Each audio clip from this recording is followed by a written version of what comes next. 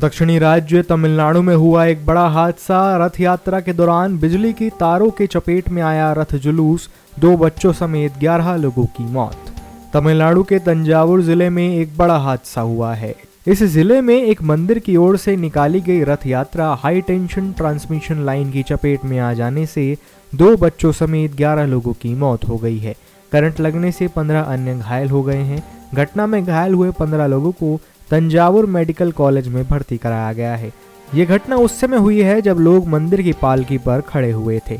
यह कालीमेड़ू के अप मंदिर में एक हाई ट्रांसमिशन लाइन के संपर्क में आ गई।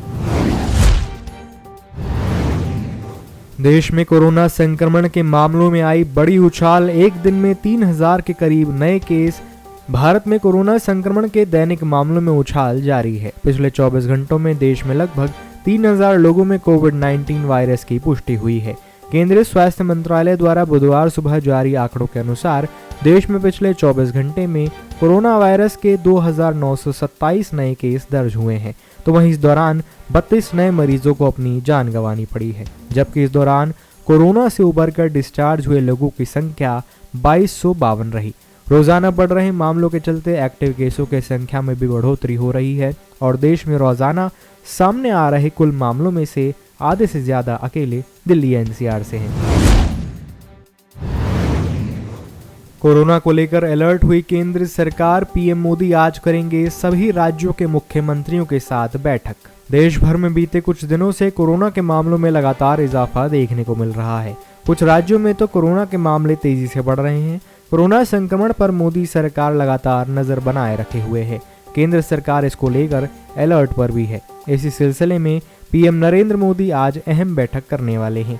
पीएम मोदी देश के सभी मुख्यमंत्रियों के साथ आज दोपहर बैठक करेंगे और ये बैठक वर्चुअली होगी।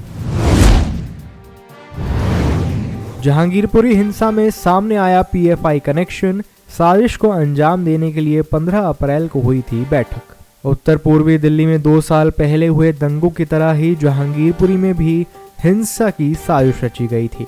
क्राइम ब्रांच से जुड़े सूत्रों की माने तो इसके लिए न सिर्फ पीएफआई ने फंडिंग की है, बल्कि कई दिनों पहले इसकी साजिश रचना भी शुरू कर दिया गया था। यही नहीं, श्री हनुमान जन्मोत्सव के एक दिन पहले पीएफआई के सदस्यों ने जहांगीरपुरी में बैठक कर शोभा यात्रा को बाधित करने और हिंसा को अंजाम देने की राजनीति रची थी। इस बैठक में अंसार, सोनू चिकना और सलीम सहित करीब 25 लोग शामिल हुए थे।